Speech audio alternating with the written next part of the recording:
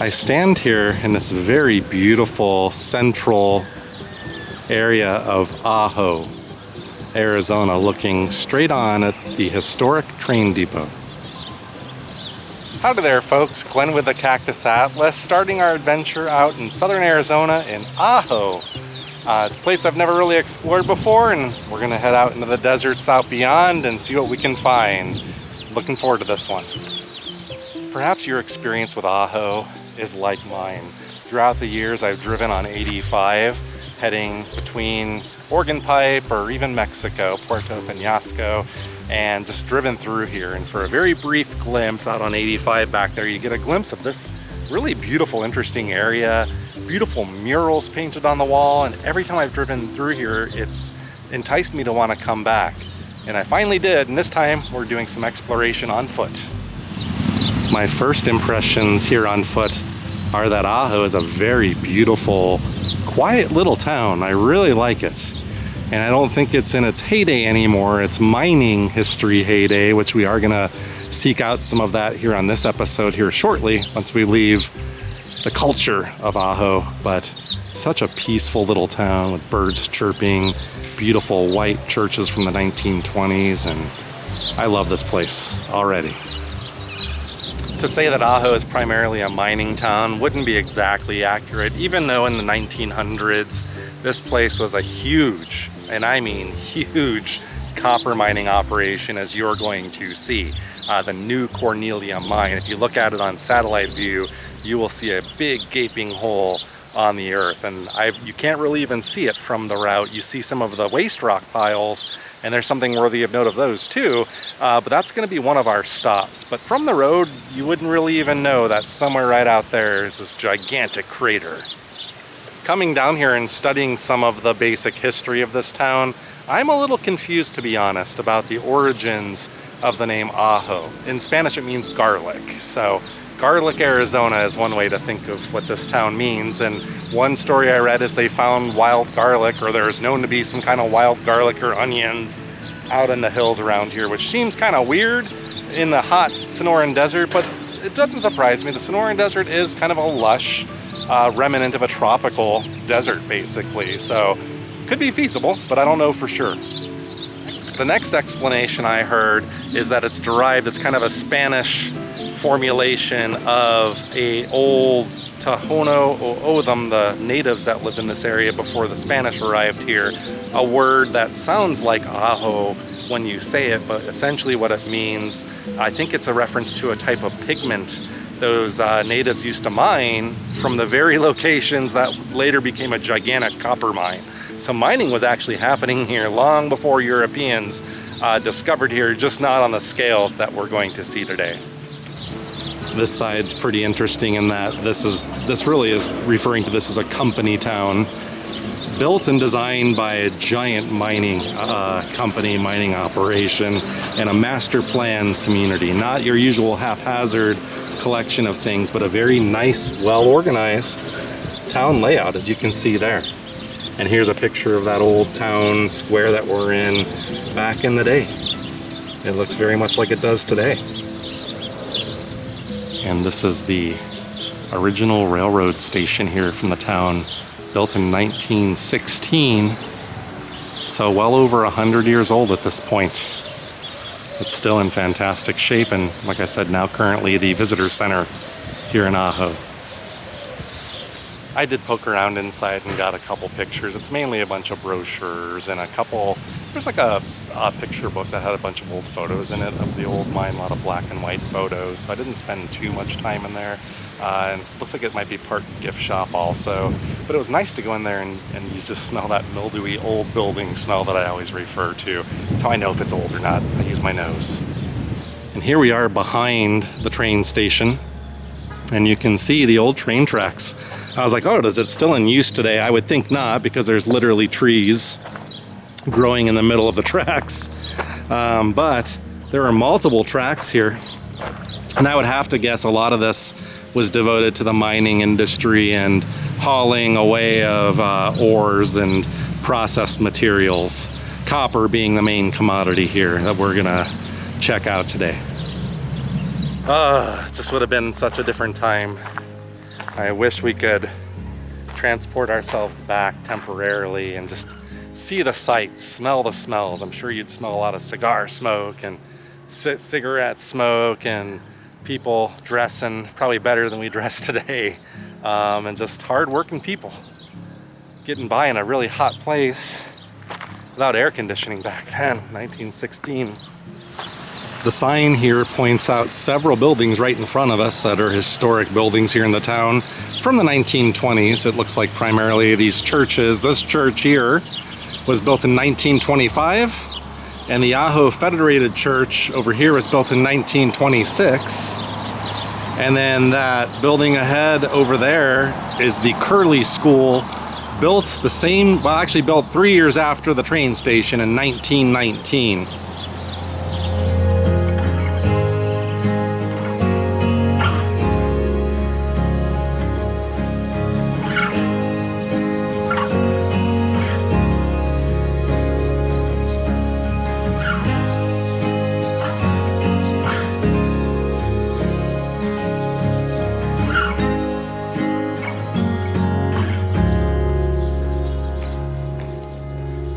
So right around the back of the buildings where the train station is in that main plaza, I mean that's the back of it here, the post office is right there, are all these fantastic little murals, and you'll see them off of Route 85 as you drive through here, but this is the color and the art that I'm telling you about that's in this town here.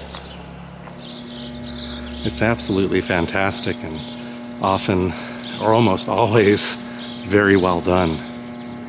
I'm not sure if it's a collection of artists or primarily one, but absolutely fantastic.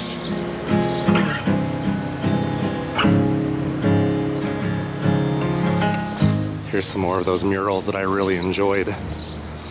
I came down a different direction because there are some people hanging out by the other ones I wanted to show you.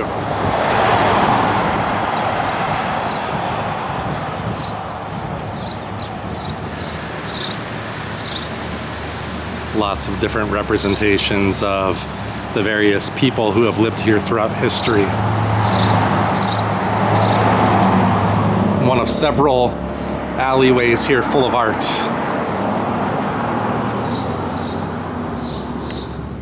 When it comes to art like this, there are a few towns in the Southwest that we come across from time to time that have this kind of thing, but Ajo right now in my mind might rank at the top for quantity and quality.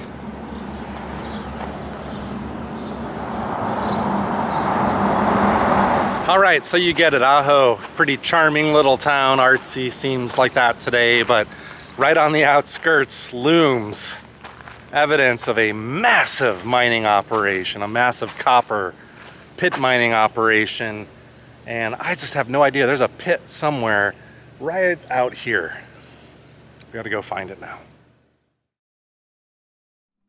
These lights run very long in this town, I noticed. Especially when you were wanting to cross on foot. So anyway, the game plan in general here is we're gonna try to find an overlook for this giant pit mine and then take some back roads, some dirt roads, down through some BLM land. I'm looking at some really old buildings over here too. There's lots of really interesting architecture around here. Sorry, I'm getting distracted, but then beyond that, we're gonna head down to something called Darby Wells Road through BLM land, down to turn left onto Lamina right Avenue, where then turn right onto Indian Village Oregon Road. Pipe Cactus National Monument, right where the boundary is. We're gonna cross over it, and there's something about it that I'm gonna quiz you guys on to see if you know the proper answer, but we'll talk about that as we get closer. I have a feeling there's a big pit mine somewhere right in front of us. Turn right onto Indian Village Road. Mine Lookout and Museum. Lots of signage to find it, by the way. All right, it's just so strange that this giant thing is somewhere right around here. There's a lot of private property signs saying no overnight parking, probably for boondockers and the like. But I want to say it's right up here where we're looking to do some... Look, here's the Mine Lookout. Okay, perfect. So there is a museum, but this is the lookout. Your destination is on the left.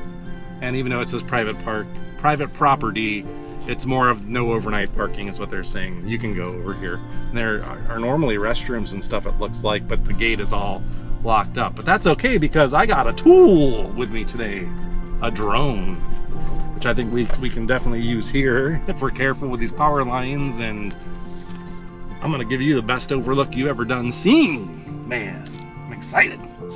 And here we stand in front of, behold, the power of man, the new Cornelia pit mine, an old copper mine. There is an overlook over here. I think this is the official overlook. And if that gate is locked, I mean, we have to view this mainly from behind a fence, but I have a ways to get over the fence today. Not me physically, but... And then there's a Ajo Historical Museum, half-mile down that ways, which is only open on select days, so I don't think it's open today. This is best enjoyed from the air, I'm sure, but as far as pit mines go, I really don't know which one in Arizona holds the title of biggest size. Is it the one in Bisbee? Is it this one? Is it another one I don't know about?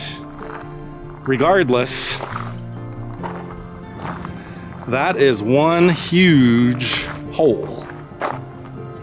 One other interesting fact I read about this mine is that you'll especially see it as you're driving on 85, the main paved route through here. You'll just see piles, like mountain-sized piles of waste rock and tailings and processed materials all outside the town. And apparently it's the largest dam, that's D-A-M, structure in the United States. It qualifies as a dam even though it doesn't block water or serve that function. I think it could, is what they're saying, and it's the largest man-made structure of its type like that in the US. Bet you didn't know that. Maybe a couple of you did, but I didn't know that until recently. There's even an ore cart here, which I think is kind of ironic because that's really a hard rock mining thing, but this probably started off as a hard rock mine if I had to guess. Not unlike ones like in Bisbee. That is quite an impressive sight. I'm sitting in my car in the air condition and just enjoying the view, I guess, so to speak, as much as you can enjoy such a thing. I guess just staring at it in awe is more how I would look at it. And I know there's going to be somebody, when I say something like that and I express, I guess that, I mean, it's an impressive engineering feat, or I say something and I could recognize that, somebody will give me a hard time about not being environmentally conscious or celebrating something like this. And it's not about that at all. I don't particularly care for it. It'd be nice if we could all do everything underground in hard rock mines, but what I would say to that criticism, now that I have my little soapbox on that, is, as a modern consumer, and I would say as modern consumers, you know, if you're watching this video on your phone or something, I'm going to put you in that, or a TV into that category. Those things require metals like copper and stuff like that. And in our society, with our populations exploding, I don't know if it would be possible or morally correct to try to support the modern consumer needs with hard rock mining, first of all, or would that just not be possible? So I think those are things to consider. I read a blurb about this very mine. Something happened with a strike in the 1970s, and I think temporarily shut down or spelled the end of this operation. And apparently, because this is such a big operation, it actually affected copper prices around the globe. So, I mean, you could see when you think globally, I mean, in supporting it, like something like this can have wide-reaching effects. So it's a good moral debate. I think it would be a good one for like an ethics course. And I have an idea. I'm going to give you my recommendation of how to solve this problem. As I stay here and look at all the palette of colors, it's almost like the artist palette at Death Valley, if you're familiar with that. All of the color you see in there. But my recommendation, trying to be the optimistic futurist here, would be, let's set our sights to space, where there's an endless supply of all of these materials, more than anybody, more than enough for everybody, you know? And then we wouldn't have to damage our Earth. But in order to get there, you know, we need to invest and think that way. And you see the world today, we got a lot of problems to solve here first before we can really fully tackle that. Interestingly though, I don't know if it was Neil deGrasse Tyson or some short or reel I saw mentioned, it was on this note talking about this subject, that most of the wars we fight are over resources. So if we all combined efforts put our sights on space to mine, would that spell the end of those types of wars too? I mean, I think it would. I really do. And we're kind of getting a look at the terrain we're going to be driving through. I want to say there's something that's dubbed as a scenic route, a dirt road that goes around the mine and behind it out onto some BLM land out beyond over there. So we will be going to check that out. That is the route we're going to be doing. So the Ajo scenic route that leads to Darby Wells Road, south towards Mexico, and an old historic ranch. Well, there you have it, the new Cornelia Mine. The main reason why Ajo is on the map today, but really an interesting thing to think that mining started in this area by the natives that lived in this area that were searching for pigments and that type of material, followed by the Spanish, followed by folks coming, pioneers from the east, all up into our modern times, even to the years where I was alive. Had to get situated really quick as we get our last views of the mine. What I did is I plotted a route with Google Maps to the start of my dirt route, the off-roading portion, if you will, of the episode. So bear with me, but wanted to say bye to the new Cornelia. It was something. I would say impressive when we think of the engineering anyway. Okay, so we have about a half mile to drive up into the mountains here.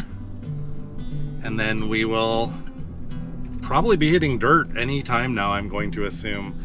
This scenic route, as they called it, which I think is just a very well-maintained dirt road, is probably suitable for just about anybody, and we'll see how scenic it really is. I'm hoping we get up higher and maybe we get better views of the mine, and just in case some of you don't have a drone or something, so that's why I'm exploring it. Some of the maps and the topography made me think we're going to be behind some mountains though and not really get clear views of the mine, so we'll see. That's what I'm here to find out. I switched over to my Onyx off-road application and everything appears to be in working order and updating, and I see my GPS waypoint moving, and we hit pavement, so all is going according to plan. And I couldn't have asked for a more beautiful scenic drive, to be honest. It's wonderful back here. I'm kind of bringing myself to reality and not focused on getting my equipment set up. And there's actual organ pipe in the flesh back here. If you look carefully, you should see some up on the hillside.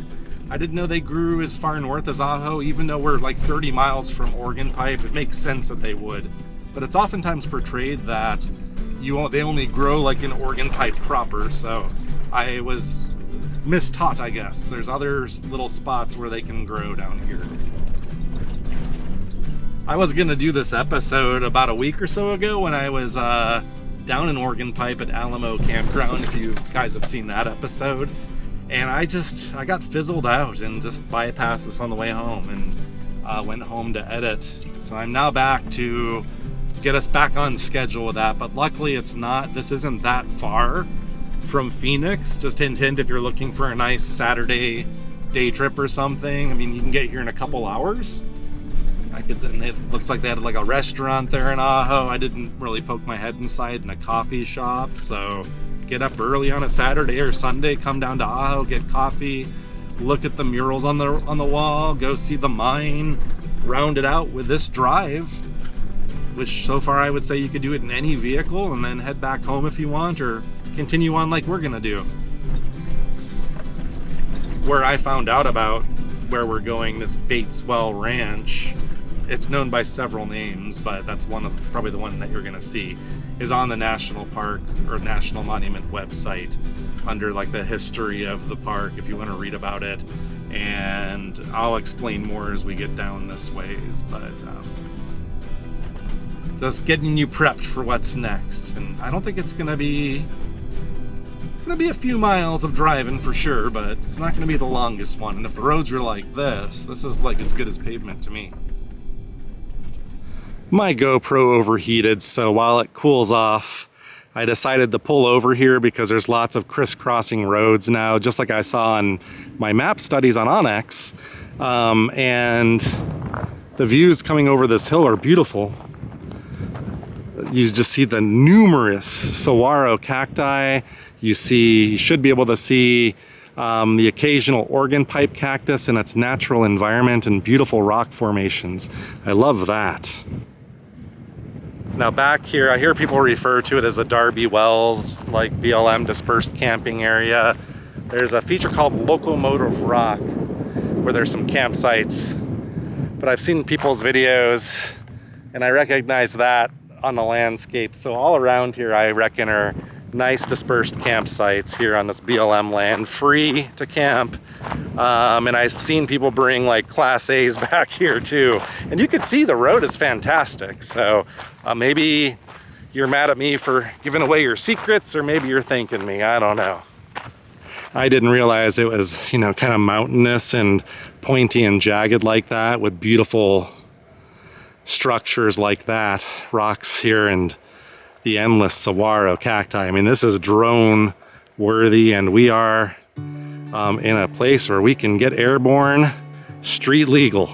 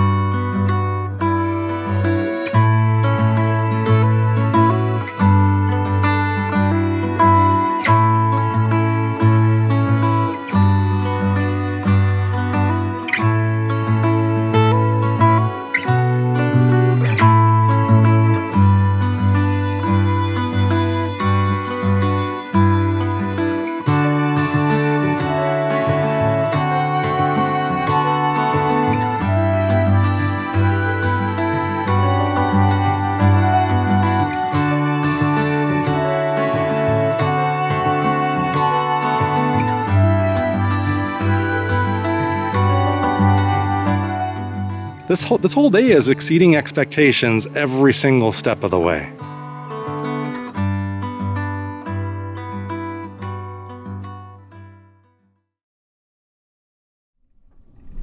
So the goal here is I am taking this road to then connect with Darby Wells Road. I may have erroneously called that area like the Darby Wells BLM area that I've heard other people refer to, and maybe they do refer to that part as that, but I thought it was, you know, when we get to Darby Wells and head south, there's even more BLM land than what appear on satellite views to be numerous dispersed camping spots.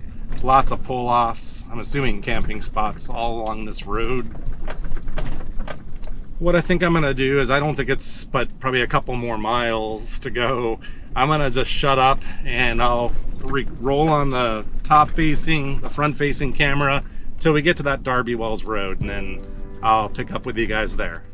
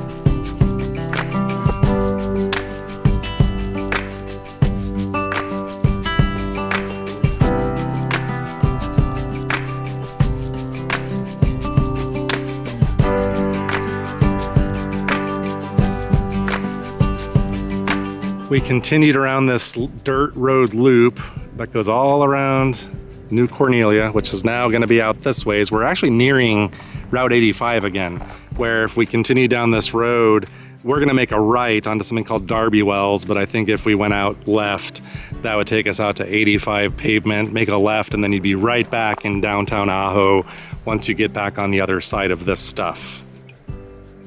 I wanted to stop here though because I wanted to remark on that fact I may have mentioned earlier that this pile, or these piles of tailings, I think tailings are referred to processed waste material, and waste rock would be unprocessed. So I don't know if I'm using the term correctly, but I want to say tailings here. I think they process the ore.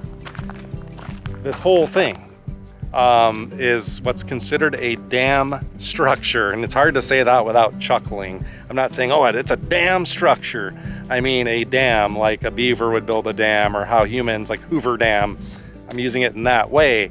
That is referred to a dam of that class of structures, although its purpose and function is not to dam water or hold water in, and it's not doing that.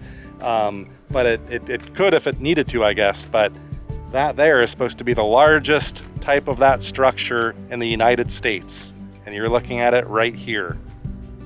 I think it's another one of those moments where I can simultaneously see and admit that when man does these kinds of things, in a way they're bitch slapping Mother Earth. I mean, come on.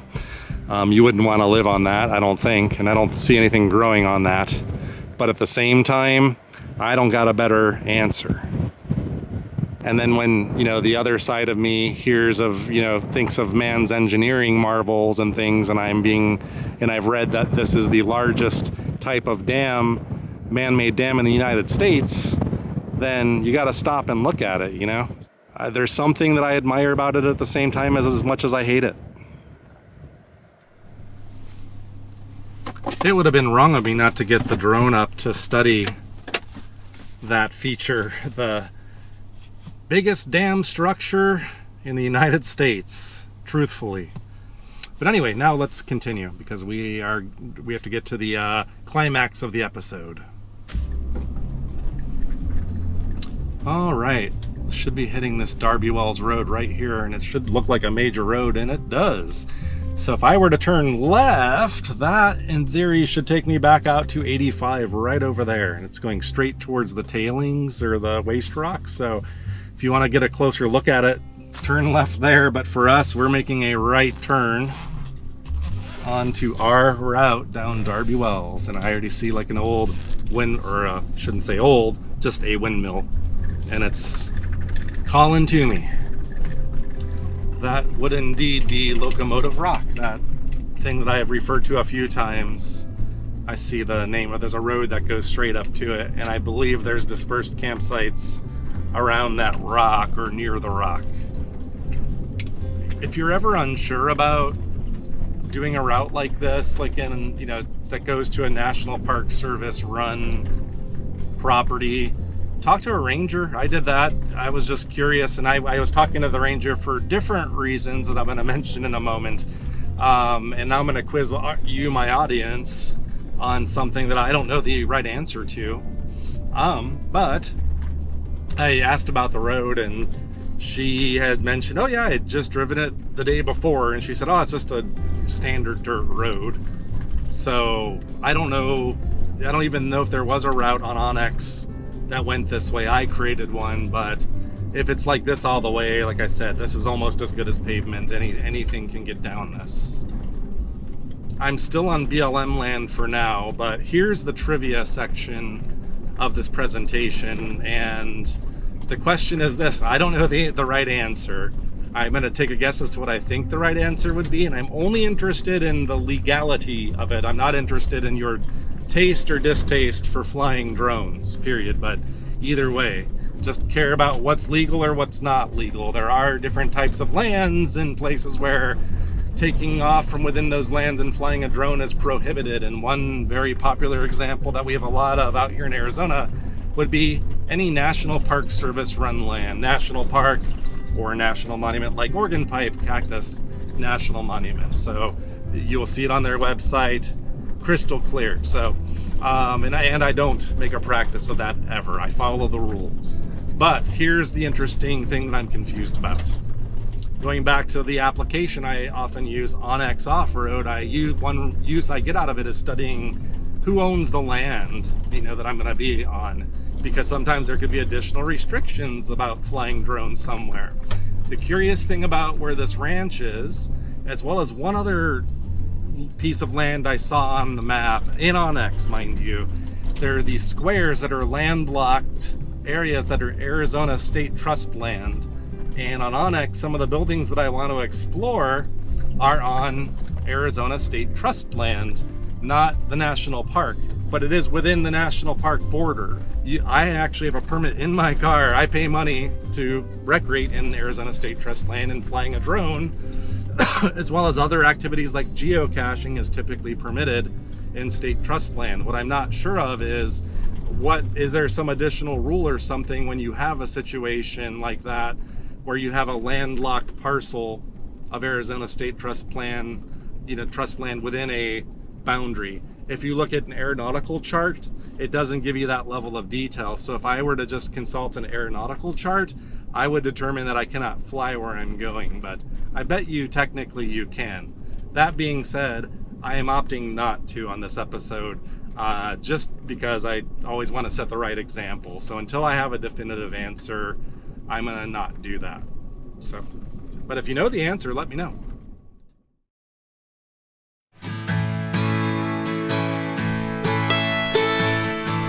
Well, I made it to Bateswell Ranch on what I'm gonna say is Organ Pipe Cactus National Monument.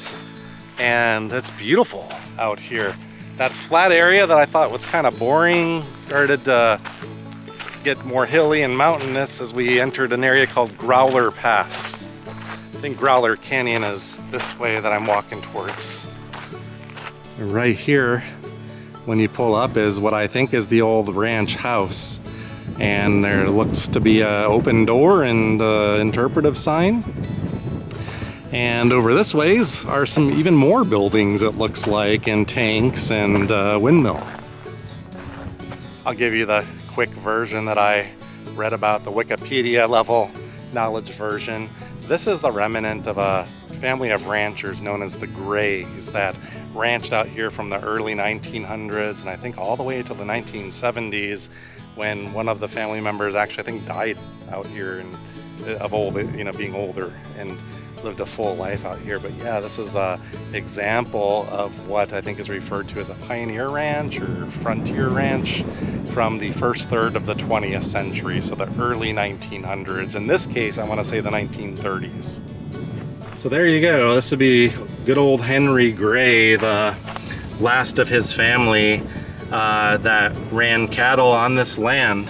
This gentleman here, to 1976. The sign mentions that is not normal. Normally you would not be able to run cattle or do that kind of business on national park lands. However, in this case, these people were here 17 years before this place was recognized as a national monument. So they were permitted to remain. I wonder if that's what that Arizona State Trust land has to do with, is that this was like a private operation that was landlocked or something, and I don't know. I don't know what else this would be if not the ranch house. I haven't seen everything on the property yet, but my understanding of this is that this was a structure that once was a miner's cabin, probably somewhere else, and as was not uncommon back then because you don't see like an abundance of like trees that would make good lumber.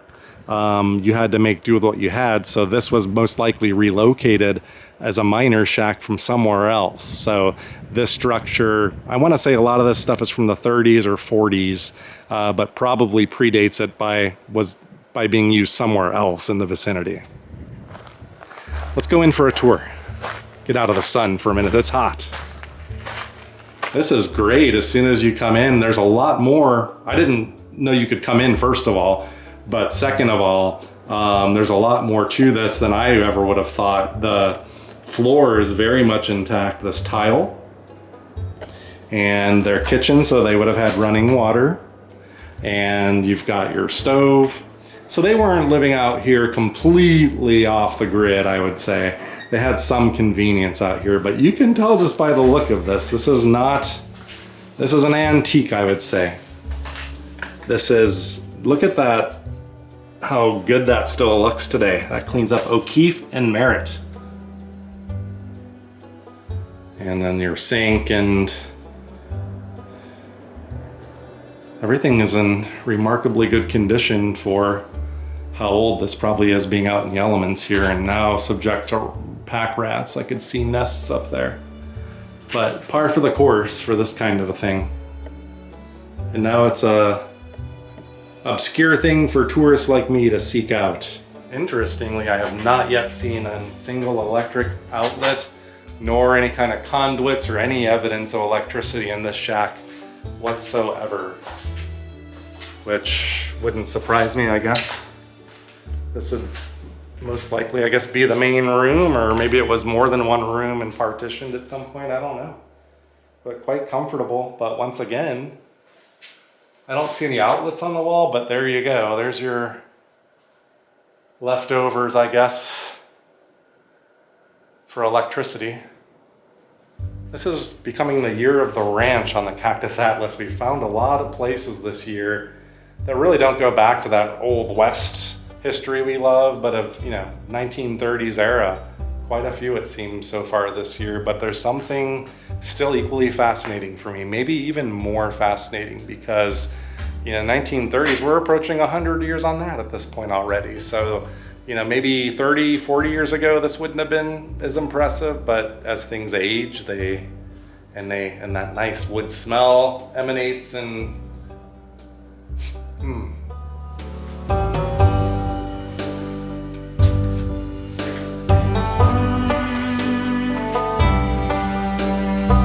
And I'm going to just presume that everything we see today is the remnants of the Grays doing. Mr. Gray, Henry Gray, and his brothers, I think, worked this, his family.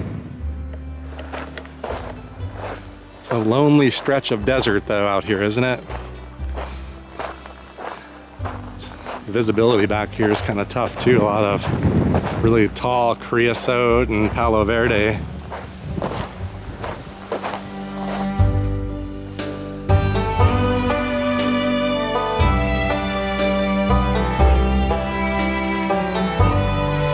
Maybe there's a tad bit more to this than I thought. So some kind of storage shed, I would assume, right here, but then another old shack. And I didn't really read a full inventory of what each building was. I really only read about the main ranch house, and I don't see other interpretive signs, but this one definitely has more age, or it appears to have more age than the first one.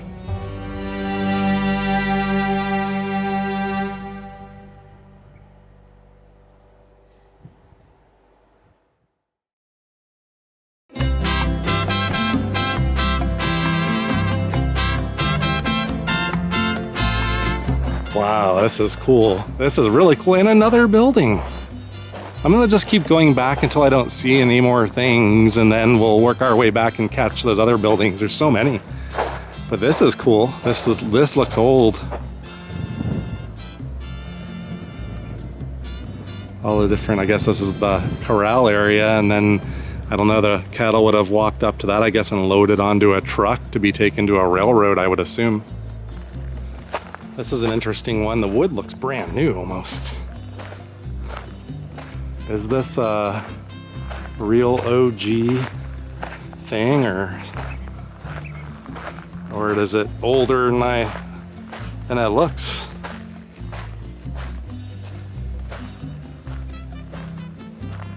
I mean, that doesn't look like really weathered in age to me. This looks pretty recent. All right, let's poke our heads in this thing here first and see if we can discern anything more than I studied on the outside. I doubt it, but we'll find out. I mean, floor definitely feels old and rickety and flimsy, and the roof does too. I wonder if they just did some restoration work on it. If so, I'm cool with that, but yeah, that just looks brand new to me almost. Everybody else concur, but probably partially restored is my best guess. All the holes in the roof make little polka dots of light on the floor. So there's a sign here that says entry is not recommended into some building. I don't know if it's this building or which one. That should be on the outside, but because of asbestos, lead paint, and hantavirus. That's great. But yeah, you've got the what I'm calling the restored shack, and then this corral. It'd be really cool to have the drone up flying around, but like I said, I'll play by the rules today. And you know, all this photogenic stuff like that.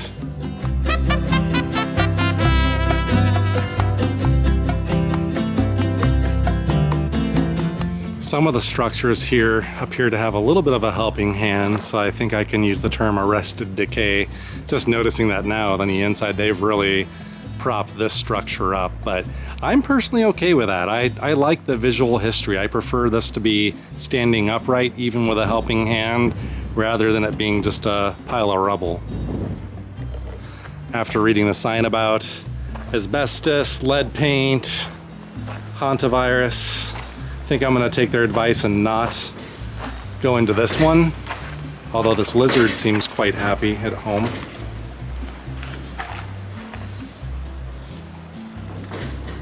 You can see some kind of white paint still on the wood here and a green paint on the door. White and green seem to be the order of the day when it comes to ranches, and there's actually old rugs still here on the floor, or carpet, one or the other. So I'm gonna guess this was served a residential purpose also, like some of the other structures seem to have done too. So maybe multiple families or brothers, or who knows. Ranch hands. I don't know if that's a nest. And if so, what the heck kind of nest is that? Because that looks like a beaver dam or something. That's big. It's a big pile of stuff.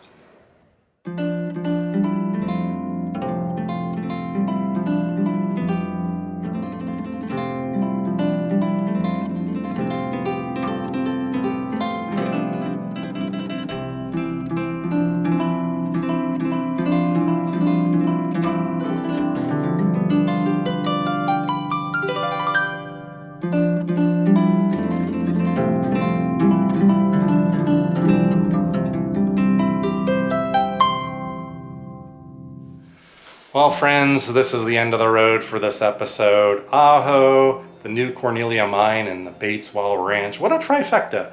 What a little adventure we had today. A very scenic one and historic one also. Hopefully you had a good time, and if you did, please subscribe if you haven't already, and like our videos and tell your friends. Get more people to watch the Cactus Atlas, and if you do, we'll continue to make more videos for you. See you next time.